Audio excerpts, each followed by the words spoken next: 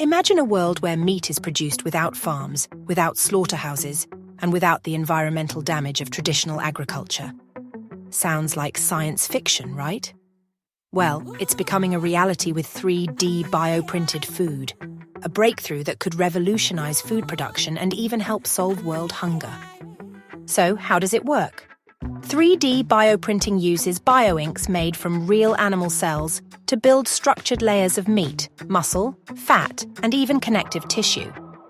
Unlike plant-based alternatives, this is real meat, grown without the need to raise and slaughter animals. The environmental benefits are massive. Traditional livestock farming is responsible for nearly 15% of global greenhouse gas emissions, along with deforestation and excessive water usage. 3D bioprinting, on the other hand, uses 99% less land and 96% less water, while still delivering the same nutritional value.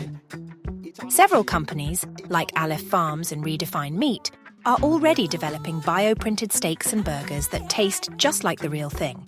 These companies use stem cells from animals, which are cultured and printed into structured meat products. The result? A steak you can eat guilt-free with zero animal suffering.